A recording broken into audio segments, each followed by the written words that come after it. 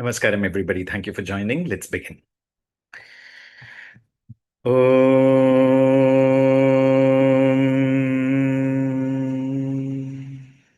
Shuklam Bharadaram Vishnum Shashivarnam Chaturbhujam Prasannavadhanam Dhyayet Sarvavighnopashantaye Saraswati Namastubhyam Vrade Kamarupini Vidyarambam Karishyami Siddhir Bhavatu Me Sada Om Shanti Shanti Shanti Harihi Om Shri Gurubhyo Namaha Harihi Om Gurur Brahma Gurur Vishnu Gurur Devo Maheshwaraha Gurur Sakshat Brahma Tasmai Shri Gurave Namaha Shri Sadgurum Padukam Pujayami Tarpayami Namaha. Welcome all of you for this faculty training session, training series that is taking place in our Mahavidyalaya for the selected students, those who have been selected to become faculty members and they are getting assistantship to serve the Mahavidyalaya this year. And this is a series that we are talking about the Matrubhasha and the Sanskrit foundations.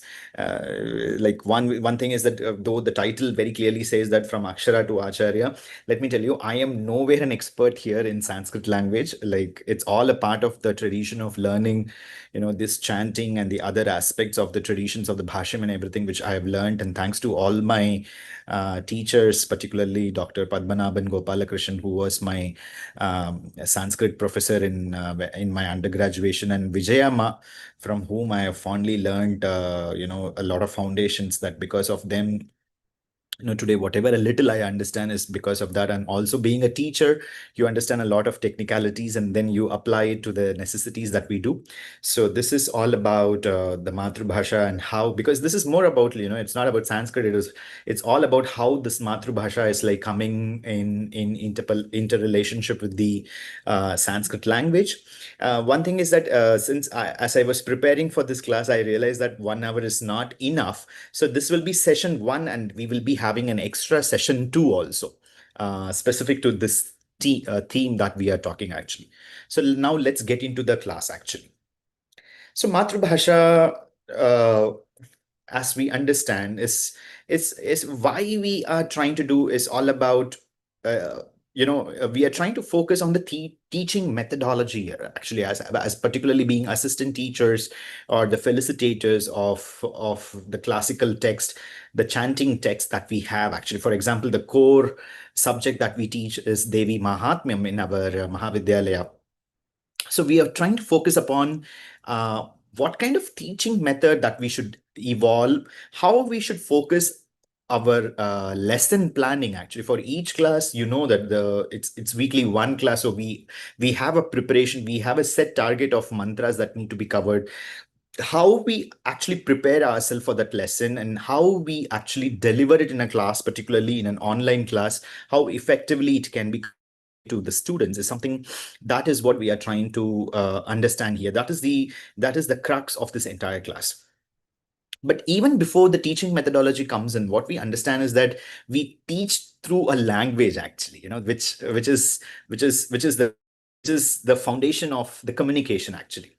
So as I said, whether we are teaching Devi Mahatmyam, which is the core subject, or any other aspect of Lalita Sahasranamam, or the Shravanam of Devi Bhagavatam that we listen, or the Saundara Lahari, or whatever that is we are going to teach, language becomes the vehicle to understand this knowledge, whether we like it or not like it. When we are particularly talking about this, one of the questions that will come from seekers is that, what if suppose somebody is not educated? Are they not qualified for self-realization? Oh, well, this is, anybody can be self-realized, as I feel, it is a fundamental, right for everybody to self-realize, and education is not a barrier actually. Even the spiritual education is not a barrier. If you are supposed to self-realize and it is written for you, you will realize no matter whatever it is. But it is not the path for everybody in that sense. Like, you have not learned anything, you're born self-realized, and you live in that moment always, and you reach the next stages actually. So this language becomes a medium through which text, interpretations, traditions, teachers, everything has evolved for us to follow a very systematic path actually. And that is where today's class is definitely not there for a Sanskrit class. Actually, it's definitely a reflection on how language shapes the learning, which is very important. How language is shaping the learning. And that's the reason, as I mentioned, the title comes from akshara to acharya, like, which means that the journey of the teacher begins with the letters and the words. Actually, that is the foundation which we are trying to look into here. And before we become an acharya, actually, or one leans towards appreciate the power of language, actually, which is very important. Let's move forward. Why language matters, as we are actually talking about, is like, it's to develop a kind of a memory, actually, a spiritual, spiritual memory. And if I have to talk about spiritual memory, first the question, like, I wanted to understand, like, what is the better spiritual memory you all have? Isha, please unmute students. I would like to, like, quickly talk to them.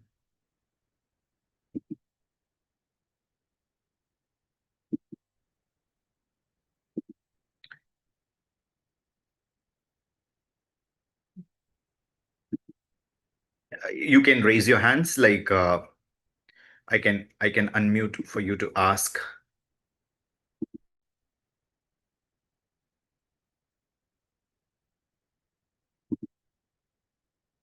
Anybody?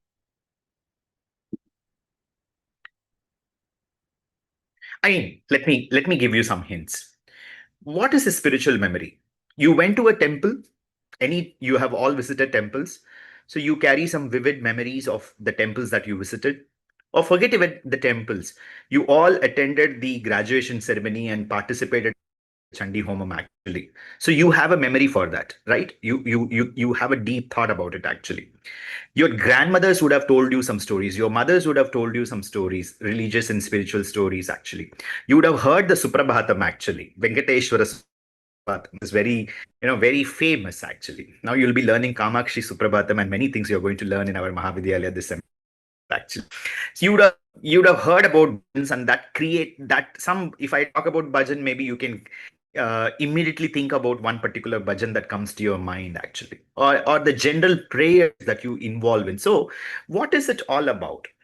How do you remember this? Actually, it was through. Yes, yes, Gayatri, please talk.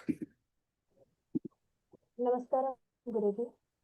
Yeah, It is about all the experience and the moment that we lived at that particular time. I mean, what impacts the most, or maybe what we want to connect. We connect to that atmosphere or that particular memory. I mean, that is how, after so many years or so many times, we keep that thing in our mind.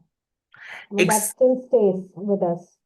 absolutely, absolutely. And that is what we are trying to understand here, that language is not merely a communication.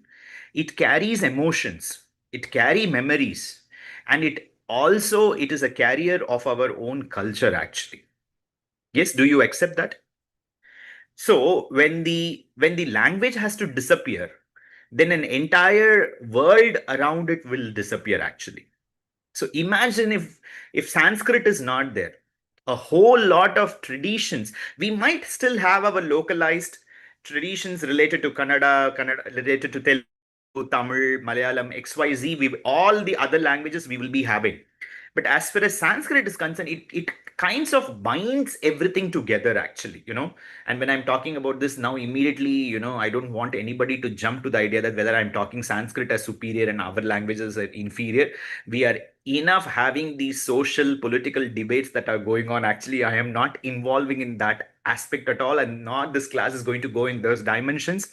Here, whether we like or not like it, the classical texts are in Sanskrit, actually. And what I'm trying to say is it is a medium, that's it. And we are approaching that medium, actually.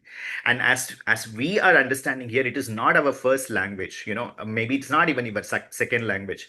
But to encounter that spirituality, the moment when we have to talk about spirituality and larger dimension, Sanskrit plays a very important role, actually. That is what I'm trying to tell all of you. Now let's get into a further little more on why Sanskrit, actually, like, uh, because as I mentioned, Sanskrit is not superior in that sense, but it is something important because it is carefully preserved, I would say, because the phonetic structure within Sanskrit language has made the oral transmission easier actually. You see, that's the reason we have the oral Sanskrit much more than the written aspect actually, particularly when it comes to the religion and spirituality. Its grammar has given the stability actually. Its vocabulary became the foundation of the many of the philosophical and the spiritual traditions that we have across the Bharata Desham actually. And for centuries, we have seen that the scholars from different regions, have communicated through Sanskrit actually, through different regions coming together, they have communicated in Sanskrit actually. Whether, and I would say that because of this reason, I would say that even that Sanskrit was a kind of a bridge language. A Tamil scholar, a Kannada scholar, or a Kashmiri scholar, most of them could communicate in Sanskrit actually, and this is one of the greatest strength of Sanskrit actually. That is something which we are greatly emphasizing here. Moving forward, the next one, why Sanskrit in mantras? Like, that is also something which is which we have a kind of a question which I think we are working on it and we are trying to understand, because the pronunciation, the meter and the structure are preserved carefully. Again, the pronunciation, the meter and the structure is preserved carefully, and we go through that actually. This doesn't mean that this God only understands Sanskrit. Rather, Sanskrit became the traditional vessel through which all these sacred sounds were transmitted, which is very important for us to understand. Then we have to understand that even our own mother tongue, even our own regional languages, we have Tamil saints sang in Tamil, we have Kannada and saints, they had sang in Kannada, we have Telugu saints, they sang in Telugu, Hindi saints, they even had a lot of kirtans and bhajans, and they all came up. So bhakti, if we have to look at it, flourished even in regional languages, and the traditions have embraced it actually. Yes or no? For example, beyond this, even we understand the Marathi Abhang actually, the tradition of Abhang. So that's completely the Marathi language. It's not that Panduranga did not accept it. Panduranga Mahavishnu accepted, and again, Panduranga means there is a youth school of thought. They believe that Shiva versus the Mahavishnu, he's a combination of both these Swarupam together, Panduranga coming together. So we have a kind of a rich heritage to understand this actually. And that is what is language all about here actually. And it is never a debate versus Sanskrit versus the regional languages, definitely not in our Mahavidyalaya actually. Moving forward, let us understand Matrubhasha actually. What does Matrubhasha, literally means? It's a mother tongue. However, it is much more to that actually. That is what I would say, because the language through which we first hear, you know, has a deep affection towards us actually. We cannot deny it. Yes. And the language through which we first learn our values, the language through which we first understand the stories, the language through which we even dream at times actually, you know and that has become a very important way for us to develop an interpersonal communication with our loved ones actually.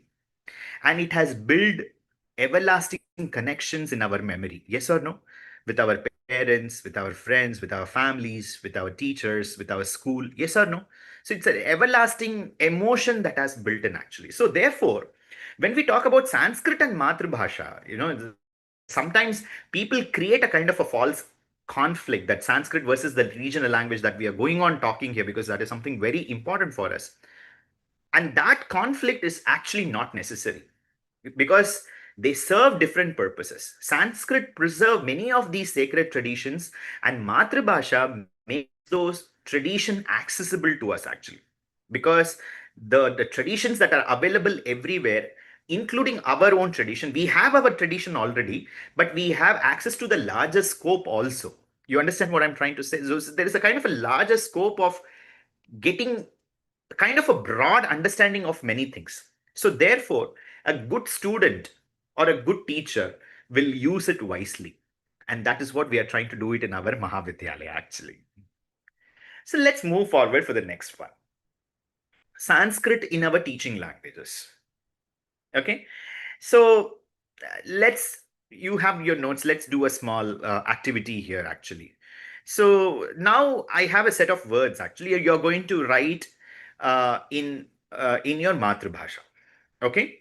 Now the first word is already given to you in some kind of examples are given. So let's go for further. Guru, you can write it in your own language. Vidya,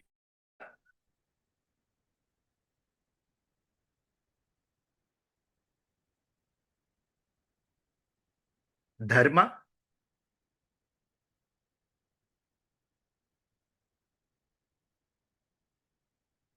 bhakti,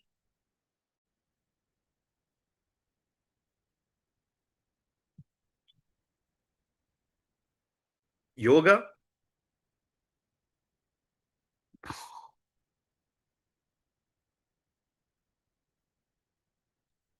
mantra,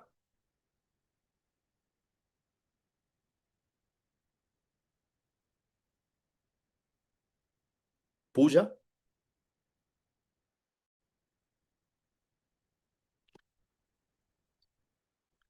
So now tell me that you have written in your own language. These are very common words that we use in our religion and spirituality.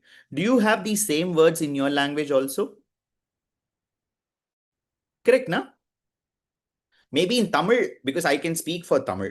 Dharma is there. We call it dharmam. Maybe that small difference, vidya, vidyai, you know, yoga, yogam, maybe we will say. Mantra, mantram, we will say for Tamil, because I can speak for Tamil because little bit I know Tamil. So, but maybe this, but we understand it's like when you looked into these words, are they really alien to you? No, because it is connecting somewhere. It is connecting, and we have this kind of an exposure actually towards this. So, what we are trying to understand is that the learning outcome that is coming is this demonstrate that Sanskrit not foreign to us. It is already a kind of a lived experience as a part of our daily speech actually, and it has evolved in a different manner actually, and the adaptation has become very natural in our Matrubhasha, and the goal is learning, not anxiety or not to feel superiority versus inferiority. That's it. Clear? The goal is only to learn. Number one, no anxiety. Oh, I'm not able to learn, this is too difficult. This is not my cup of tea. Why should I learn in Sanskrit? I should learn in Kannada. Fair enough. I should learn in Tamil. But we are not here to get there actually. Our agenda is self-realization. And if that self-realization is coming through this particular manner to us, we should be able to embrace it actually, not land up being embarrassed by it actually. I hope the difference is coming out, embraced and embarrassing actually. That is something very essential for us as teachers to understand. And you are all selected as teachers because at one stage you have been tested for your pronunciation, that, and you all belong to different languages, and Sanskrit was the medium through which you connected, but you used your own Matrubhasha text. Yes or no? Apart from Kashi Vishwanath ji here, who actually used the Sanskrit text to give the exams, but apart from Kashi Vishwanath ji, everybody used your Matrubhasha text, correct? You all went through the faculty examination that we have taken for the pronunciation. You used your own. Is there anybody who used Sanskrit text here? I don't think so actually. All used your own Matrubhasha text to chant, in Sanskrit actually. That is a beautiful adaptation that I'm trying to let you all know through this small simple exercise actually. Now let's move to the next aspect, which is something very important. I think you all would, correlate with it, um, uh, because it all came with you. So pronunciation versus fear. I know that you all have it even now. I think this is going to make it easy. This is something very important both for you for learning and also for you to deliver now, because many students including me, we are afraid of Sanskrit actually. For some reason there's a kind of a fear is there actually. Why? Because we fear that we make mistakes, We fear that we might chant wrongly. We fear that all these things might lead to some kind of sin that I'm going to do, and for that God is going to punish me, as if Devi is literally waiting to punish you, as she's not having any other work. Actually, she has so much of work, and in that she has to even punish you for chanting something wrong. But pronunciation matters, no doubt about it. But fear is harmful, we have to understand. Pronunciation matters, but fear is overall harmful.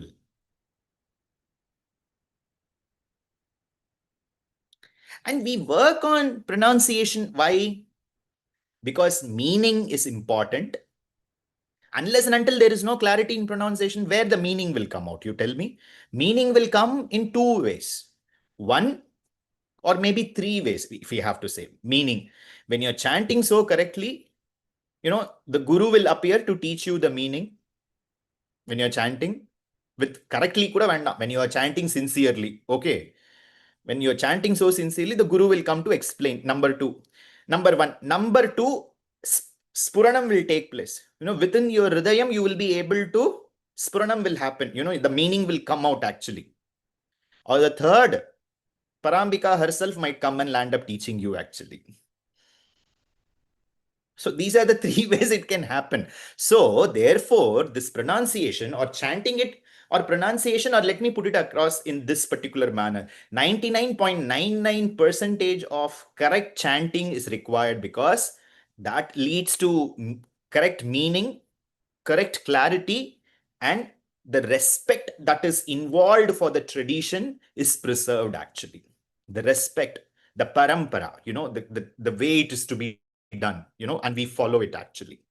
So never feel inferior, never feel inferior, never feel sinful, never feel, less confident. Correct gently, correct yourself gently, correct the student gently, encourage the process.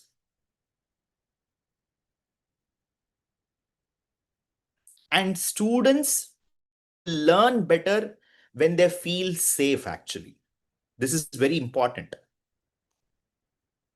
And for that, I would like quote Tarunima's class, like last class itself, she was mentioning, and some of them even mentioned in her birthday messages, come to the class, now chant, like people have written these kind, I mean, that enthu you create for chanting actually, you create what is called as a safe space, is very important. Otherwise, if you don't feel safe, in that manner, I'm a very terrific teacher, I'm telling you, like I will, I will, I am somebody who will make you to go away, but she is somebody who will make you feel, okay, you are doing mistake, it's fine, you chant, and that way of making the student to feel safe, that is very important actually. That space should be provided, because definitely this is not their exposure, this is not our exposure also. So the way we have come across, we should be able to create that space for others, which is very important. And for this, the mantra is patience. We should be very, very patient actually. And how we will be patient? Because when we actually remember our journey, the moment we remember our journey, we are immediately humbled, we are thankful. Therefore, the patience, the quality of patience will come out automatically, actually. You understand? So, this is something very important, actually. Making them to feel safe, making them to feel that they can learn, actually. It's okay. We are in the learning stage, and in the learning stage, we all make mistakes. And we are learners, and it is okay to make mistakes, but it is space to rectify, space to learn better and progress better, which is very important. Now, the next, let's look into the most important thing actually. I mean, we are getting into now the core we are getting into actually. So we are going to do two things actually. This is a bit interactive class which we are going to do. We are going to find, a kind of an activity where we are going to find equivalence. The first exercise you did, it's a kind of a next level. I'm giving you the exercise, and we are going to find equivalence, and we are going to find similarities, and we are going to, and we are going to bring a kind of a clarity. Yes, let's see the workshop, the activity, Isha.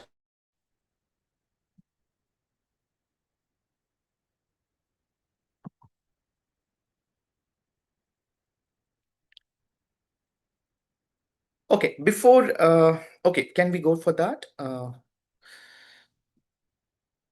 The activity? Yes, the next one.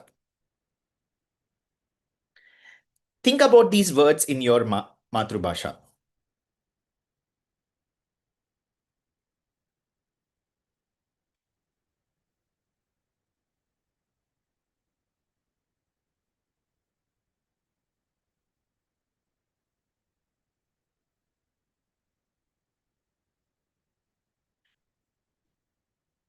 Okay?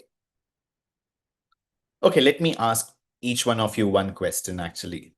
So, Jayama, what is mm, seva in your language, in Kannada?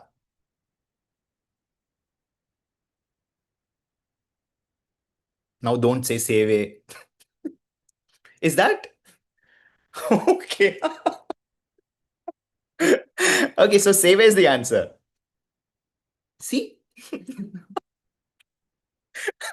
I don't know Kannada. It's just like that I said actually. Okay, wonderful. Raghavendra, what is Sankalpam in Kannada?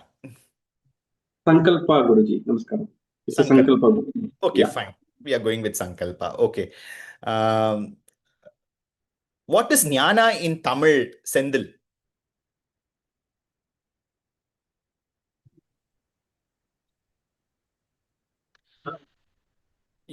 We can't hear you actually. We like, okay, fine. Viresh जी,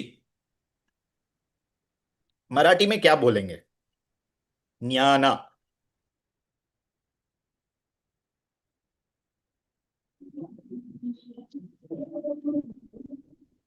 ज्ञान बोल देंगे क्या? हम ज्ञाने बोलते हैं। ज्ञाने बोलते, ज्ञानम बोलते हैं. Oh, ज्ञाना in Marathi. Okay, हाँ, fine. Okay, okay. Sandhya, Sandhya, ma, what is Acharya in Kannada? Acharya. It's a, Acharya it's, only, yeah? yes, Okay, yes. now let's find out. This word might be definitely a bit different. The first word, Kritagnyata. What is Kritagnyata in Kannada? Jayama, Kritagnate. Kritagnyate. Sorry, Guruji. No issues, Kritagnyate. What is Kritagnya in Telugu, Jyotima? Same Guruji, Kritagnyata. Kritagnyata. Kritagnyata. What is Vinaya in Kannada, Telugu? Vinayam. Vinayam. In Vinayam. Tamil also it is Vinayam only. Vinayam. Vinayam. So it is what we are understanding here. It has similarities actually. Only a little bit, and the pronunciation is changing here and there. But most of the words are the same actually. We cannot say that it is completely different. And these are all very, important words as far as, as far as bhasha is concerned, and also within the domain of religion is concerned. Correct? Domain of religion, spirituality. Thank you. Let's go to the next exercise.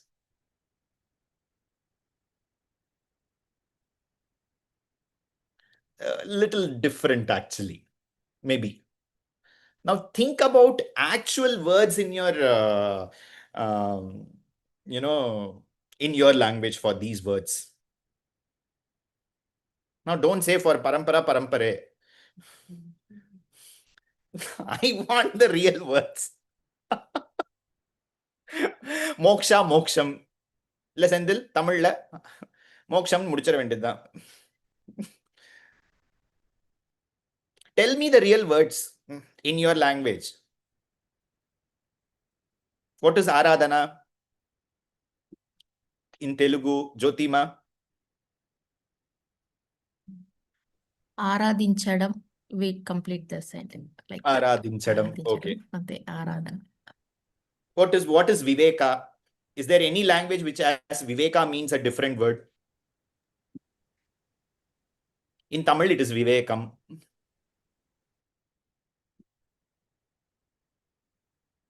Actually, to tell you the truth, it is not slightly challenging. There is no difference. These are the same words are there even in the Matrubhasha song.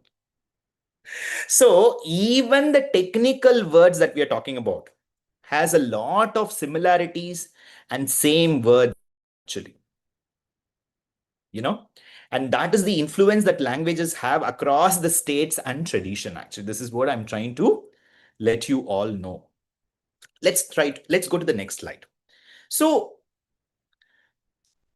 I'm asking you this question as learners: which words remain unchanged? Which words were adopted? And which words actually surprised you? If there is anything like that, you make a note of it. Which words remain unchanged? Which words were adopted? And which word actually surprised you? Is there anything that surprised you? And was there any word that was difficult to translate? I don't think so. You did it actually. So what we are trying to do, there are no winners, but there is only mutual enrichment is there between languages actually. So now let's go to the next aspect, teaching through the language. So this is one of the most important for all of you. Like, what kind of language do we use with students generally? Do we use intermediate language or sorry, do we use intimidative language, or we use a language of encouragement, or we use explain something just plainly, or we assume that they have a prior knowledge? Out of all these, what is the answer? Tarunima? Namaskaram, Guruji. Shri Gurubhyo Namaha. We never assume that they know something about it. We start from the basics. Whether they know, even they show with the gestures, they know that we still consider that they start from the zero knowledge. Brilliant. So this is something very important which you all should know. No matter, there are a lot of learners, even Tarunima, no, they were Sanskrit scholars who have come to study Devi Mahat. But we never, try to assume that, they know it because they are doctorates in Sanskrit and everything. We treated them like anybody else. This is our syllabus, this is our lesson plan, and we will go accordingly. So therefore, a good teacher meets the students where they wanted them to actually start. You understand? That is the right way of teaching actually. You might know hundreds of things, but I should accept as a teacher that you know. You understand what I'm trying to say? Even there are a lot of people who will come to our Mahavidyalaya and say that I have learned this sadhana, I have done this, that, and all. Just straight away, Tarunima will say, then our Mahavidyalaya has an examination system. You go through the exams for Mahavidya Mahaganapati Sadhana. If you are finished, we will ask you questions and answers, theoretical questions, and lot of questions will be there, even practical demonstrations of mudras, mantras, everything. Also, the Ganapati Tattva, we will ask you questions. So if you're ready to pass the exam, we will accept that you have finished the Ganapati Upasana. They will feel that, they will say that, okay, I'll start from the beginning. Actually, I don't want to get into this. But I hope, I understand, once you are going to finish this course, if somebody is going to challenge you or ask you to give an exam, I'm pretty sure, I'm not saying that you will write 100 out of 100, I'm pretty sure all my students will definitely cross 50% above actually. They will not say that I don't know anything actually, because that is not what we are trying to do here. We are trying to give a kind of a holistic education here, mantras, mudras, philosophy, the rituals, and everything is a kind of a combination here. So therefore, the teacher should invite what is called as participative behavior actually. There should be a participative behavior in the classroom. And that is very important for our Mahavidyalaya. Though it is an online class, it's mostly one-on-one interaction that goes on, but it is definitely a participative way of teaching actually. And most important, it applies to even me. I'm telling to myself more than you all, we should not create fear in the class. There should not be fear in the class. Unnecessary fear should not be created.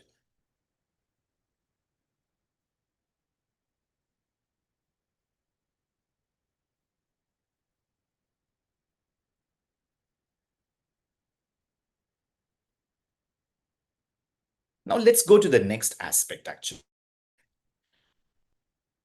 I'm going to ask you a few questions and I'm going to ask you all to answer this for me, actually. So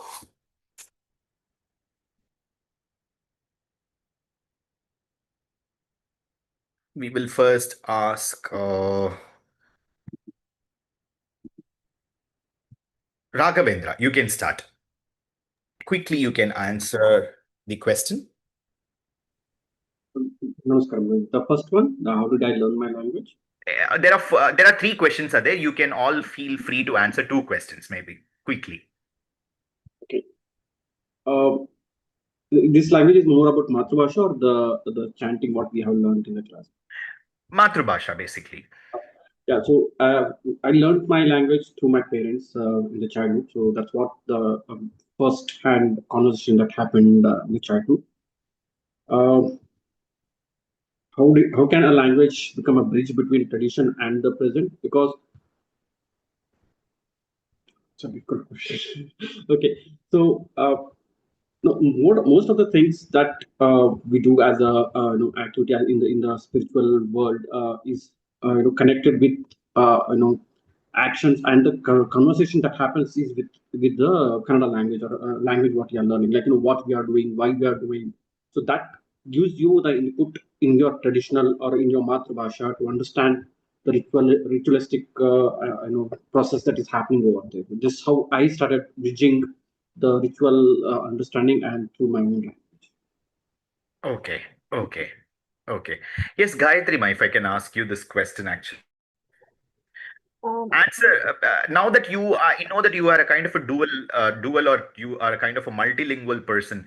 I'll ask you this question beyond this, which is there here. Like, what discouraged you, when you from South India, when you went to North and you learned, like, you were into Marathi, Kannada, sorry, Marathi, Sanskrit, Hindi, and so many languages. Is there something that discouraged you from learning any language? Was there anything that happened, any of the language?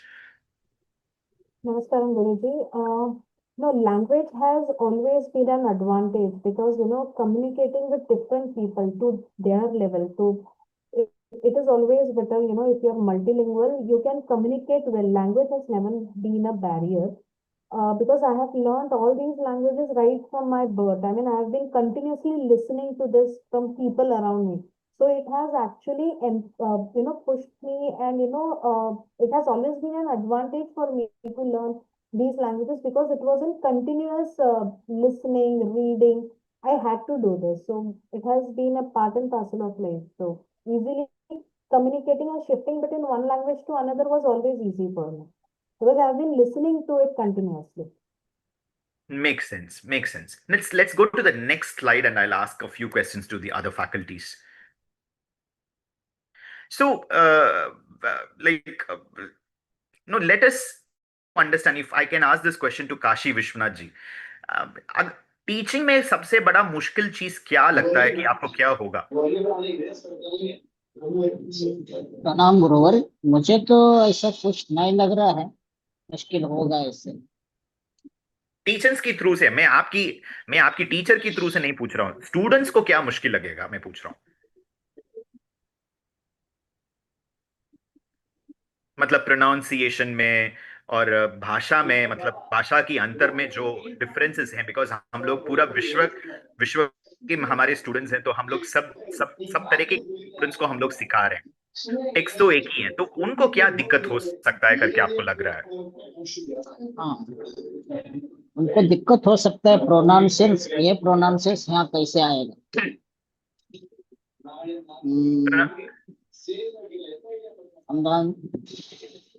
अनुस्वार को हम सरसा यम करके पुकारते हैं मंत्रम, और कई बार हाँ वो उधर ये दूसरा वर्ड आएगा ना, श के बाद न कैसे आएगा, ये उनको समझने में दिक्कत आ जाएगी, ऐसे मुझे लगता है। प्रैक्टिकल डिफिकल्टीज मतलब जो ग्रामेटिकल जो रूल्स होगा उसके हिसाब से उनको काफी हाँ, थोड़ा दिक्कत रूल हो जाएगा, समझने में डिफिकल्ट आ डिफिक जाएगा।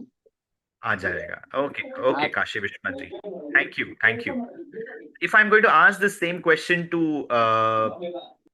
somebody else who would like to answer this, maybe Sandhyama. Namaskaram, Guruji.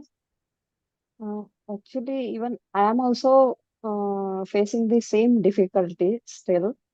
Uh, if the that is Anuswara and Visarga will come, how to pronounce that? Uh, when we have to put M, when we have to put N. That is the difficulty I'm still facing. For Durga Saptashati, Taradima has guided us. So I had written K and M, and then I started chanting like that. But I don't know the proper rules. Where to put that K, M. Uh, that is the problem actually. This might be the problem students may also face, Guruji. Makes sense. Absolutely makes sense. That's a very. I think Tarunima, can you take a session on this, like the the intonations? I think that will help. I guess we will work out on that actually. The Sanskrit rules, where this nasalization and connecting it with why do we put that na actually, what is that meaning with these words, so that they have a clarity for the faculty members actually.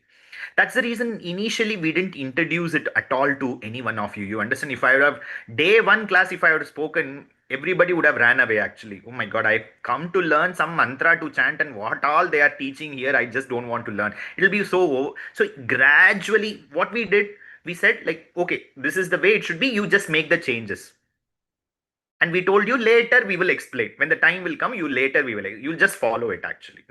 So that has brought in that comfort. That is what we are trying to make you understand. And this is something, a core issue that we are trying to identify here as far as in the chanting classes are concerned. And this is something very important, and we will take it up actually.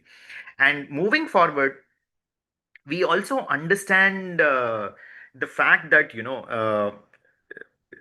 the teacher is, if I'm concluding this session actually, the teacher is somebody who is building to bring the language, the culture, and the memory that is associated with what they have learned, and there is and the tradition is preserved, and the confidence is preserved in the sense. See, look, even I found it difficult. I have learned, or rather I am also in the process of learning. I can totally empathize with you, and I am also a part of you actually. That identification is very important for the faculty members. And this is what is going to continue the wisdom actually, which is very important. And as a community, like, we are coming together.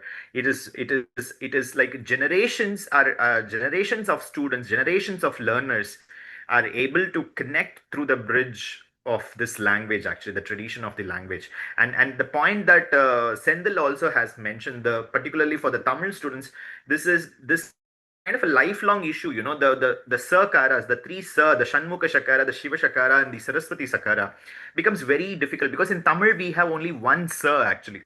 Saraswati sa is only there, and it's so difficult to go on with the other s sounds is there actually. We will be discussing about this in the next class into the theoretical aspects in detail.